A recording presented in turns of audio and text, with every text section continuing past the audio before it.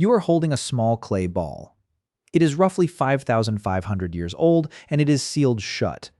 Inside, you can hear something rattling, small objects, maybe 5 or 6 of them, knocking against the clay walls. You have no idea what they are, but somebody 5,500 years ago sealed those objects inside this ball for a reason.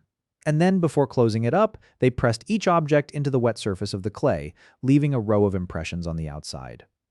Tiny dents, marks. A record of what is hidden inside without having to break it open. That is not art. That is not religion. That is not poetry. That is accounting. And that small rattling clay ball is one of the most important objects in the history of the human species, because the marks on its surface are the direct ancestors of every word you have ever read. So how did humans invent writing? The answer is not romantic. It is not about a poet reaching for the sublime or a priest recording the voice of a god.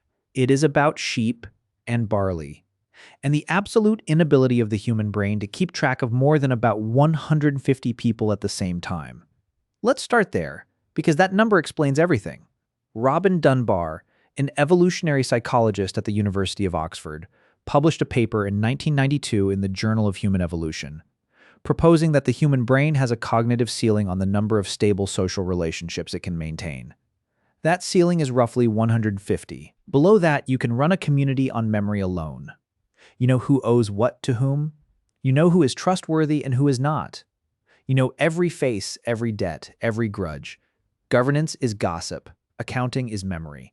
And for roughly 290,000 years of human existence, that was enough. Then it stopped being enough. Around 3500 BC, in southern Mesopotamia, modern-day Iraq, a settlement called Uruk began swelling into something the world had never seen. By 3100 BC, it covered over 250 hectares and housed somewhere between 40,000 and 80,000 people. Robert McCormick Adams, an anthropologist at the University of Chicago, surveyed the region and published his findings in Heartland of Cities in 1981, documenting how rural populations across the Euphrates floodplain had aggregated into this single, massive urban center. Uruk was, by any reasonable definition, the first true city on Earth. And a city of 40,000 people has a problem that a village of 150 does not. Nobody can remember everything. You cannot know every farmer, every laborer, every herd of sheep, every jar of beer, every ration of grain distributed to every worker on every construction project. The information exceeds what any single brain or any network of brains can hold. You need to put your memory somewhere outside your head. But writing did not appear the day Uruk got too big to manage. It had been building, slowly, quietly, for 5,000 years before that. And the person who traced that hidden history is Denise Schmant-Besserat. Schmant-Besserat, a professor at the University of Texas at Austin, spent decades cataloging something that most archaeologists had been throwing into the miscellaneous bin: small clay objects, cones, spheres, discs, cylinders, tetrahedrons. Tiny geometric shapes, 1 to 3 centimeters across, found at sites scattered across the entire Near East from Turkey to Pakistan. Over 8,000 of them from more than 100 sites. Nobody knew what they were. She figured it out. They were counters. Tokens. Each shape represented a specific commodity. A small cone was a small measure of grain. A sphere was a larger measure. A cylinder represented an animal. A disc stood for something else entirely. 1 token per unit of goods. 2 jars of oil, 2 ovoid tokens, 3 sheep, 3 cylinders. It was a physical 3-dimensional counting system, and it had been in use since roughly 8,000 BC, 5,000 years before anyone scratched a single mark into a tablet. Think about that timeline for a second. For 5,000 years, humans ran their economies on tiny clay shapes. No marks, no symbols, no writing, just objects you could hold in your hand, each one standing for a thing in the real world. But here is where the story turns, and this is the part that leads directly to writing. Around 3700 BC, administrators in Mesopotamia started sealing these tokens inside hollow clay balls. Schmant-Besserat called them boule, the same word archaeologists use for any sealed clay object. The idea was simple. You put the tokens inside, seal the ball, roll your cylinder seal across the surface to prove it has not been tampered with. The tokens inside are a record of a transaction. How many sheep were delivered to the temple? How many jars of beer were owed? It is a contract, locked in clay, but there is an obvious problem. You cannot check the contents without breaking the seal, and once you break the seal, the contract is destroyed. So someone had an idea. Before sealing the tokens inside, press each one into the outside surface of the clay ball. Now the impressions on the outside tell you what is inside without opening it. French archaeologist Pierre Amiet first recognized this at Susa, in modern-day Iran, in the 1960s. Bulle from around 3500 to 3200 BC clearly show token impressions on their surfaces alongside cylinder seal markings. And then someone, almost certainly without realizing what they were doing, took the next step. If the impressions on the outside already tell you everything, why bother putting the tokens inside at all? Just press them into a flat piece of clay, a tablet. The three-dimensional token becomes a two-dimensional mark. The object becomes a symbol. The thing becomes a picture of the thing. That is writing, or rather that is how writing was born. Not in a flash of inspiration, not as a gift from the gods, as a cost-cutting measure in an accounting office. Schmant Besserat published her full theory in 1992 in 2 volumes titled Before Writing. The first volume laid out the argument. The second cataloged every token she had studied. The response was immediate. Some scholars pushed back, including Jean-Jacques Glasner, who argued in The Invention of Cuneiform that writing was a deliberate intellectual act, not a gradual evolution from bean counting. But the core insight has held. The first written symbols are not pictures of the world. They are pictures of the tokens that had been representing the world for millennia. Writing did not start as language made visible. It started as math made flat. Now, the tablets that followed tell us exactly what writing was used for, and it was not literature. The earliest proto-cuneiform tablets from Uruk, dating to roughly 3400 to 3200 BC, number around 5,000. Hans Nissen of the Free University of Berlin and Robert England at UCLA spent decades deciphering them and published their findings in Archaic Bookkeeping in 1993. Over 85% of those tablets are administrative records. Grain distributions, worker ration lists, livestock inventories, brewery records, textile production logs. The remaining 15% are lexical lists, organized word lists used to train scribes and standardize terminology.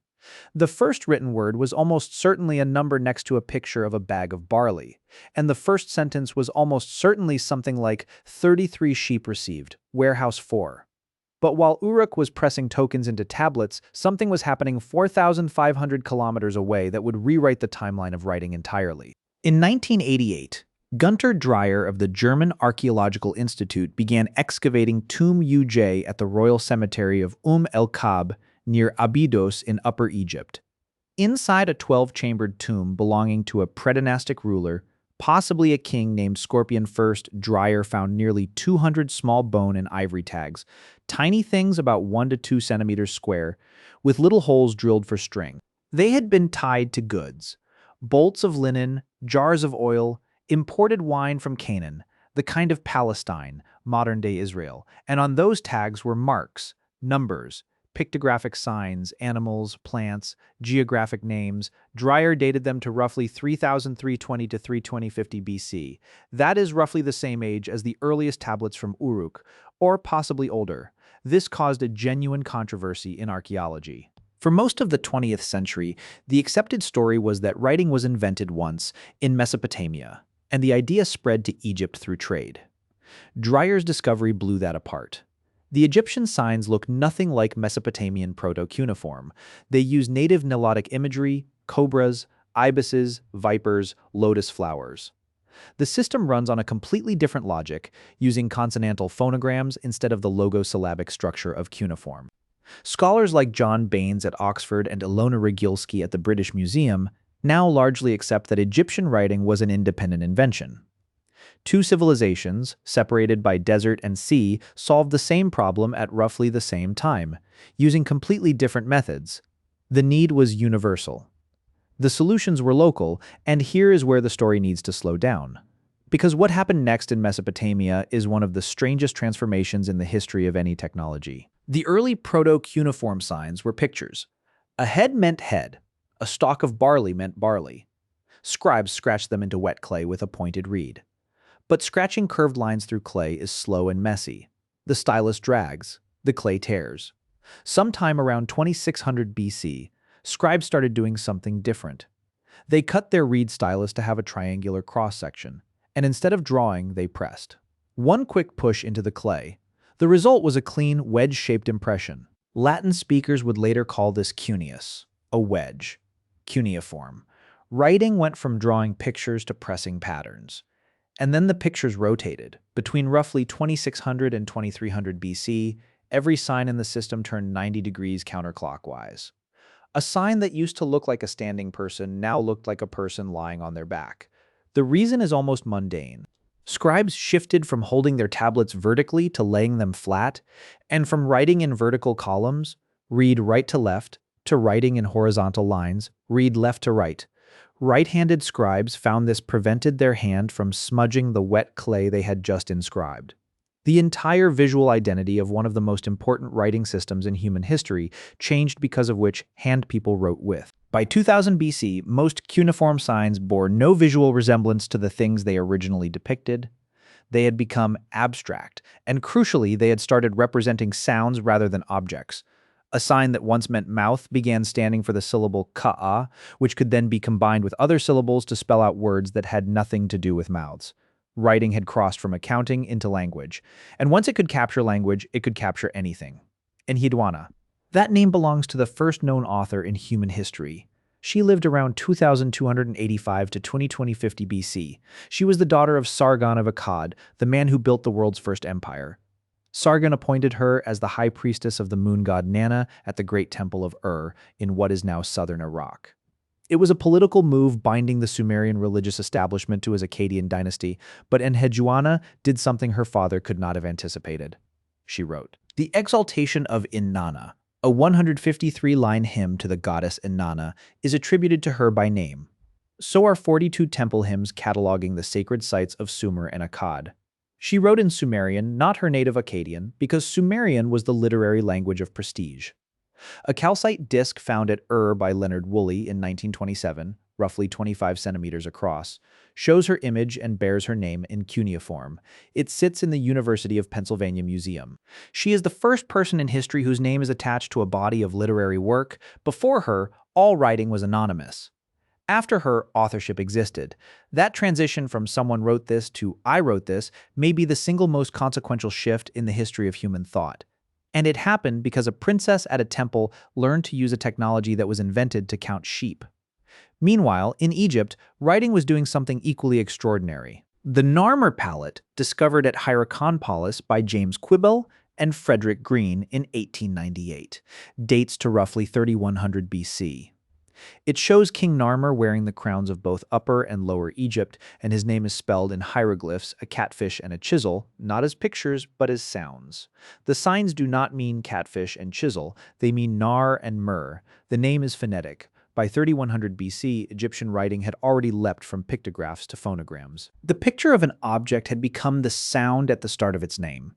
And that leap, that shift from picture to sound, is the seed of the most important writing invention that ever occurred. The alphabet. At Sarabat el-Qadim, a turquoise mining site in the Sinai Peninsula, the British archaeologist William Flinders Petrie found something in 1905 that did not fit. Among Egyptian hieroglyphic inscriptions at the Temple of Hathor, there were other inscriptions carved in a small set of unfamiliar signs. Roughly 22 to 27 characters. Nothing like the hundreds of signs in the Egyptian system. Nothing like cuneiform. Something else entirely. In 1916, the Egyptologist Alan Gardner published a paper in the Journal of Egyptian Archaeology that cracked them open. Gardner noticed a repeating sequence of 4 signs on a small sandstone sphinx. He identified them as pictures of a house, an eye, an ox goad, and a cross. And he realized they represented the first consonants of the Semitic words for those objects. House is bet, eye is ayin, goad is lambed, cross is taw. The sequence spelled Balt Balet, the lady, the Canaanite name for the goddess Hathor. The workers at the mines, Semitic-speaking laborers from Canaan, had taken a handful of Egyptian hieroglyphs and repurposed them. They kept the pictures. They threw away the Egyptian sounds, and they assigned each picture a single consonant based on what it was called in their own language. An ox head, called aleph in Semitic, became the sign for the glottal stop at the start of the word. Turn it upside down. The horns become the 2 legs of the letter A. The crossbar is the muzzle. You are looking at a dead ox rotated 180 degrees. That is the letter you learned in kindergarten. This is the acrophonic principle. Name the picture. Keep only the first sound. reduce hundreds of signs to about 22, and in doing so, make literacy possible for anyone, not just scribes who trained for years in temple schools. The alphabet was not invented by kings or priests. It was probably invented by miners. Working-class people who understood the concept of writing had seen it used by their Egyptian overseers and adapted it for their own language using the simplest possible method. By 1050 BC, this system had crystallized into the Phoenician alphabet. 22 consonant signs, no vowels, written right to left.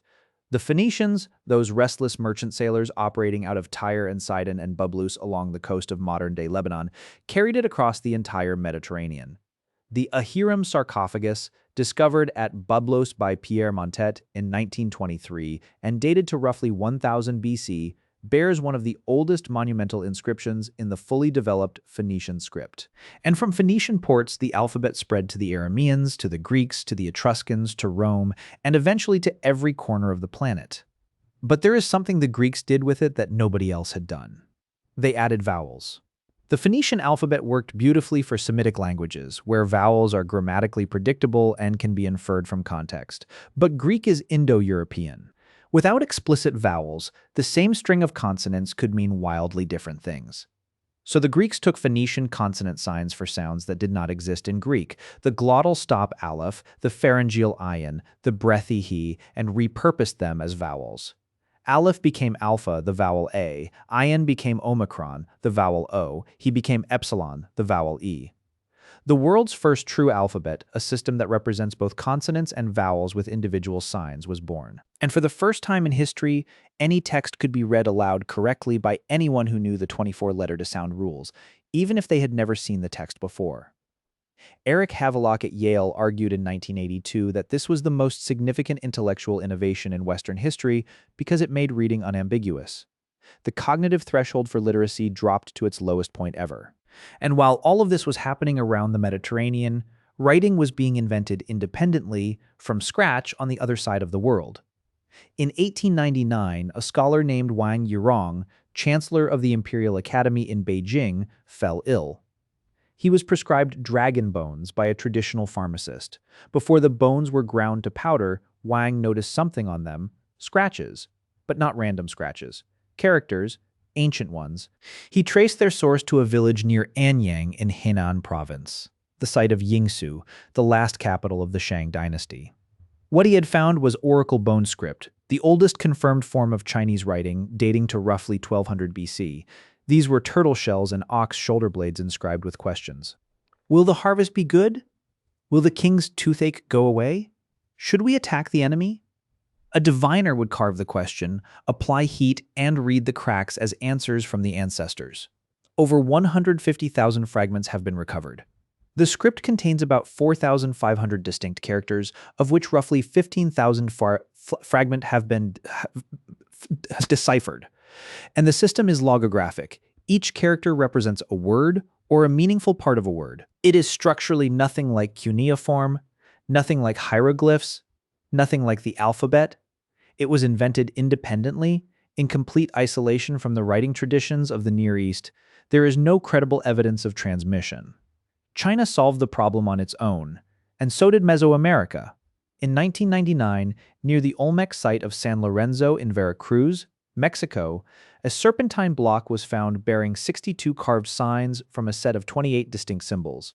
The Cascajal block, published in Science in 2006 by Maria del Carmen Rodriguez Martinez and colleagues, is dated to roughly 900 BC.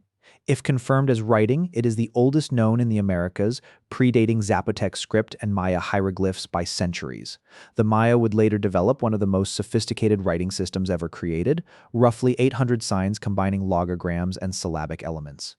And the man who unlocked it was a Soviet linguist named Yuri Norosov, working in Leningrad in 1952, using a 16th century book written by the Spanish bishop Diego de Landa, the same bishop who had burned nearly every Maya codex he could find. Landa destroyed the library and accidentally left behind the key. Only 4 Maya codices survive today. That is at least 4 independent inventions of writing: Mesopotamia, Egypt, China, Mesoamerica, possibly 5 If the undeciphered Indus Valley script used at Mohenjo-Daro and Harappa between roughly 2600 and 1900 BC turns out to be a true writing system. Asko Parpola at the University of Helsinki has argued for decades that it is encoding a Dravidian language. Steve Farmer, Richard Sproat, and Michael Witzel published a controversial paper in 2004 arguing that it is not writing at all but a system of non-linguistic symbols. The debate is unresolved. The script remains silent. But here is something that rarely gets mentioned in histories of writing. And it should. Writing did not free information. It locked it up. For the first several centuries of its existence, writing was a tool of the powerful, designed by the powerful for the powerful. James C. Scott, a political scientist at Yale, argued in his 2017 book Against the Grain that writing was essentially a state technology for taxation and population control. The earliest tablets are not records of human aspiration. They are records of how much barley was collected, how many laborers were deployed, how many rations were distributed. Writing made populations legible to the state, countable, taxable, controllable, and the people who could read and write, the scribes, were an elite class who guarded their monopoly fiercely. In Egypt, the Satire of the Trades, a Middle Kingdom text from around 2000 BC, mocks every profession: the smith, the potter, the washerman, everyone, to elevate the scribe. Be a scribe, it says. It saves you from hard work. You pay no taxes. You command others. Literacy rates in ancient civilizations were staggeringly low. William Harris at Harvard estimated in his 1989 book Ancient Literacy that even in classical Athens, perhaps 5 to 10% of the population could read. In Egypt and Mesopotamia, the figure was closer to 1 or 2%. Writing existed for thousands of years as a technology that most humans never touched. The Phoenician alphabet changed that slowly. The Greek addition of vowels changed it further. But the real earthquake came in 1440, when Johannes Gutenberg, a goldsmith in Mainz, Germany, built a printing press using movable metal type cast from a lead tin antimony alloy, oil-based ink, and a screw press adapted from winemaking. The Gutenberg Bible appeared around 1455. By 1500, an estimated 20 million books had been printed in Europe. Before Gutenberg, a single handwritten book could take months to produce. After Gutenberg, books became cheap enough that ordinary people could own them. European literacy rates climbed from roughly 5 to 10% in 1450 to over 40% by the 18th century. Martin Luther's 95 Theses, posted in 1517, spread across the continent because print allowed it. The Reformation was a consequence of a machine, and there is an irony buried deep in the history of writing that deserves attention. Plato, writing around 370 BC in the Phaedrus, has Socrates tell a fable. The Egyptian god Thoth invents writing and presents it to King Thamus as a gift that will improve memory and make people wiser. Thamus rejects it. This discovery of yours will create forgetfulness, he says. People will trust external marks instead of their own memories. They will appear wise but know nothing. Socrates is warning us that writing destroys memory, makes us lazy, produces the appearance of knowledge without the substance. And we know about this warning only because Plato wrote it down. Socrates himself never wrote a word. Everything we know about his philosophy survives because his student committed it to the very technology Socrates distrusted. The man who argued against writing was saved by writing. That is not an irony you can plan. That is history laughing at itself. There is one more story that needs telling. In Korea, in 1443, King Sejong the Great did something that had never been done before and has never been done since at the same scale. He invented a writing system from scratch by himself and published it in 1446 with a manual called Hun Minjungium, the correct sounds for the instruction of the people. His stated reason was plain. The speech sounds of our country are different from those of China and are not communicable by means of Chinese characters. Among the ignorant people, there are many who cannot express what they wish to say. He designed 28 letters, each consonant shaped to represent the position of the tongue, lips, or throat when producing the sound. The letter for G depicts the tongue touching the back of the palate. The letter for M depicts the shape of the mouth. He organized them into syllable blocks. And within a few years, Korean literacy rates surged. Hangul is the only major writing system in widespread use today that was deliberately designed by a known individual at a known date with a stated purpose. Every other script on Earth evolved. Hangul was engineered. So here is the answer. How did humans invent writing? They did it at least 4 times, independently, on different continents using different materials for different purposes over a span of more than 2,000 years. In Mesopotamia, around 3400 to 32,000 BC, writing evolved from clay accounting tokens through sealed envelopes to impressed tablets to incised pictographs, driven by the bureaucratic needs of a city too large for human memory. In Egypt, around 3300 to 325 BC, a parallel system emerged independently using bone and ivory tags, driven by royal administration and funerary accounting.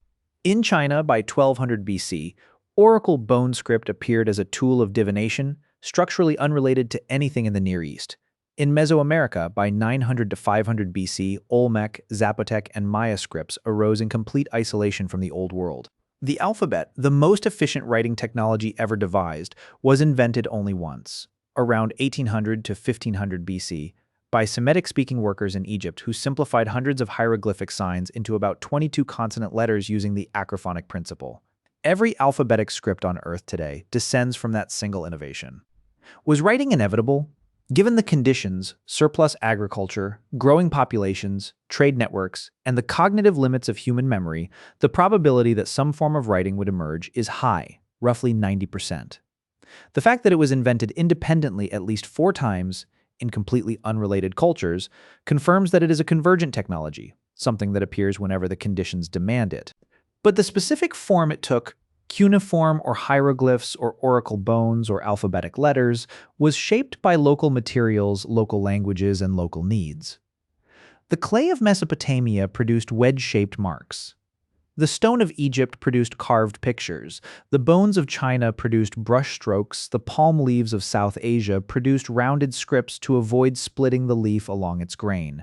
The medium shaped the message literally in every case. Tonight, you will read something. A message on your phone, a sign on the street, a label on a box. You will process those marks so effortlessly that you will not think about what you're doing. But what you're doing is decoding a system that took 5,000 years to build, that was independently reinvented on 4 continents, that began as tiny clay shapes representing jars of beer and bags of barley, that was hoarded by elites for millennia, that was cracked open by Phoenician merchants and Greek traders and Korean kings and German goldsmiths, and that now moves at the speed of light through glass fibers under the ocean floor. Over 95% of the world's international data travels through fiber optic cables. That data is text. That text is writing. And writing is a 5,000-year-old technology for putting your memory somewhere outside your head so that someone else, someone you have never met, someone who might not be born for another 1,000 years, can pick it up and remember it for you. The letter A is a dead ox rotated upside down. The letter B is a house seen from above. The letter M is a wave of water. You are reading pictures right now. You just forgot how to see them.